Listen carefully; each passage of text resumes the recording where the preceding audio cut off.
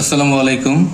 Web design পরিচিতি এবং HTML এর যে ইন্ট্রোডাকশন পার্ট ছিল সেটির দ্বিতীয় অংশে আমরা চলে এসেছি। তো এই ভিডিওতে আমরা মূলত HTML এর পরিচিতি সম্পর্কে জানবো খুবই শর্টকাটে। তো গত ভিডিওতে আমরা জেনেছিলাম URL, ডোমেইন নেম, ওয়েবসাইট, এই বিষয়গুলো আমরা জেনেছিলাম।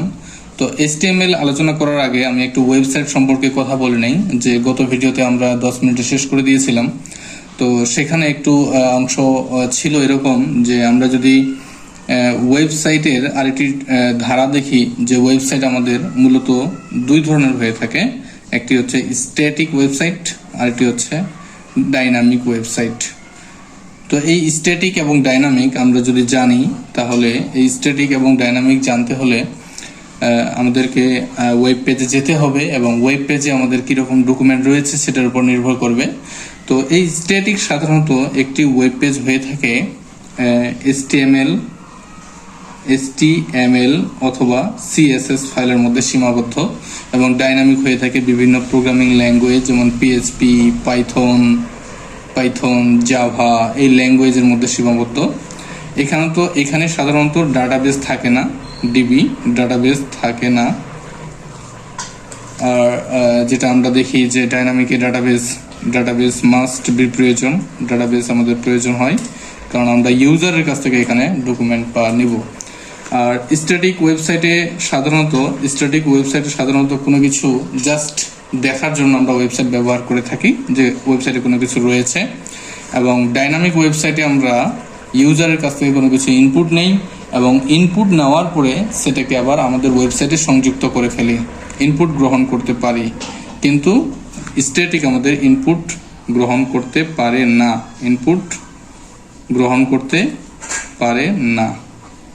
আচ্ছা, এই বৈশিষ্ট্যগুলো রয়েছে। তো এই ওয়েবসাইট তৈরি করার জন্য আমরা আজকে যে অংশটুকু দেখব, যে এই HTML এ সাধারণত আমরা এই স্ট্যাটিক ওয়েবসাইটটি তৈরি করি, যেটা আমরা HTML, CSS, cascading, style sheet ব্যবহার করতে পারি। তো যখন আমরা একটি স্ট্যাটিক ওয়েবসাইট জানবো, দেন আমরা ডাইনামিকের দিকে এগোতে পারবো। কারণ যে প্রতিটি ডাইনামিক ওয়েবসাইটে স্ট্যাটিক প্রয়োজন হয়, কারণ কোনো কিছু লেখা বা আমরা ডকুমেন্ট যদি শেয়ার করতে চাই বা দেখাইতে চাই, তাহলে আমাদেরকে এই মার্কআপ ল্যাঙ্গুয়েজের মধ্যেই, HTML মানে হচ্ছে হাইপার টেক্সট মার্কআপ ল্যাঙ্গুয়েজ, এই মার্কআপ ল্যাঙ্গুয়েজের মাধ্যমে শো করাইতে হয়। তাহলে এই HTML এর গঠন সম্পর্কে আমরা যদি জানি, তাহলে HTML এর গঠন এরকম হবে, যে আমরা নতুন পেজ নিয়ে নিচ্ছি একটা। তো এখানে HTML এর গঠন যদি আমরা জানি, যে HTML মানে হচ্ছে হাইপার টেক্সট মার্কআপ ল্যাঙ্গুয়েজ। আমি একটু লিখি, হাইপার টেক্সট মার্কআপ ল্যাঙ্গুয়েজ। এটি একটি ল্যাঙ্গুয়েজ, যেমন PHP একটি ল্যাঙ্গুয়েজ, পাইথন একটি ল্যাঙ্গুয়েজ। তো এটা হচ্ছে একটি মার্কআপ ল্যাঙ্গুয়েজ। তো এই ল্যাঙ্গুয়েজে আমরা জানি যে আমরা কোনো কিছু লিখে প্রিন্ট করলে সেটি আমরা ব্রাউজারে দেখতে পারি। তো আমরা যে লিখব, HTML কোড যে লিখব, কোথায় লিখব? এই HTML কোড লিখব আমরা হচ্ছে কোড এডিটরে। কোথায়? কোড এডিটরে। তাহলে এই কোড এডিটর কি হতে পারে? এই কোড এডিটর হতে পারে, নাম্বার 1 হতে পারে নোটপ্যাডে, কম্পিউটারের নোটপ্যাডে আমরা করতে পারি, অথবা কোড এডিটর হতে পারে কম্পিউটারের VS code, visual studio code, সেখানে আমরা এডিট করে আমরা ওয়েবসাইটে রান করাইতে পারি। হতে পারে আমরা সাবলাইম টেক্সট, এই কোড এডিটরে রান করাইতে পারি। হতে পারে আমরা মোবাইল কোড এডিটরে মোবাইল HTML কোড এডিটরে রান করে দেখাইতে পারি। তাহলে আমাদের মূলত আমরা মার্কআপ ল্যাঙ্গুয়েজ যদি ব্রাউজারে রান করাইতে চাই, তাহলে আমাদের কোড এডিটর প্রয়োজন। তাহলে কোড এডিটর কি? কোড এডিটর বিভিন্ন ধরনের হয়ে থাকে, notepad, VS code, Sublime, mobile code editor. তো আমরা প্রতিটা কোড এডিটর দিয়ে রান করে দেখবো আমাদের কোডগুলি। হয়তো একটা ভিডিও আমরা মোবাইল কোড এডিটর দিয়ে দেখলাম, আরেকটি ভিডিও আমরা নোটপ্যাড দিয়েও দেখবো, VS কোড দিয়েও দেখবো। তাহলে আমরা কোড এডিটর কোনটি ভালো কোনটি মন্দ, এটার সুবিধা অসুবিধা আসলে বুঝে যাব, বা চুজ করা আমাদের জন্য সুবিধা হবে। তো আমরা ধরেই নিলাম আমরা ভিএস কোড ইনস্টল করে নিয়েছি, ডাউনলোড এবং ইনস্টল, অথবা mobile code editor download and install করে নিয়েছি। তাহলে এর পরবর্তী কাজ হবে, যখন আমরা একটা HTML তৈরি করার ফলে আমাদেরকে একটি টেক্সট ফাইলের HTML নিতে হয়। কেমন? যেমন আমরা কম্পিউটারে যদি নেই অথবা মোবাইলে যদি নেই, সাপোজ একটা HTML ফাইল নেওয়ার জন্য আমরা প্রথমে একটি টেক্সট ফাইল নিলাম, যে সাপোজ a.text ফাইল। তো এই টেক্সট ফাইল কিন্তু HTML নয়, এটি রয়েছে কি TXT, টেক্সট টাইপের। তাহলে এটাকে আমাদের পরিবর্তন করে a.html লিখে সেভ করতে হবে একটি কোথায়, ফাইলে। তাহলে এটি আমি একটা ফাইলে সেভ করে নিলাম। সেভ করে নিয়ে এই ফাইলটি আমি আমার কোড এডিটরে ওপেন করে নিব। দেন এই ফাইলটিকে আমি যখন রান করব, এদিকে যদি আমার একটা ব্রাউজার হয়, এটা একটা ব্রাউজার কম্পিউটার, হতে পারে ফায়ারফক্স, হতে পারে ক্রোম, হতে পারে। তো এই ফাইলটা যখন আমি কোড এডিটরে নিয়ে নিব, তখন কোড এডিটরের গঠনটা এরকম হবে। আমরা এটা ধরবো, এটি হচ্ছে কোড এডিটর,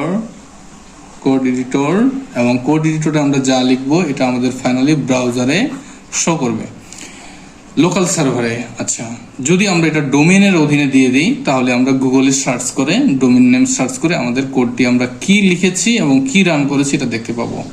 তো একটি ওয়েবসাইটে অনেক কিছু হয়ে থাকে, সেটা ডকুমেন্ট টাইপ হয়ে থাকে, সেটা টেক্সট হয়ে থাকে, অনেক কিছু হয়ে থাকে।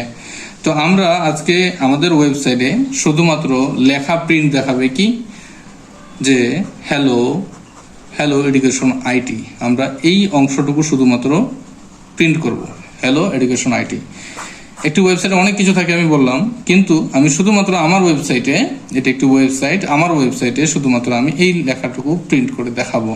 তাহলে এটার জন্য আমাদেরকে HTML কোডের যে গঠন, সেটি কেমন লিখতে হবে?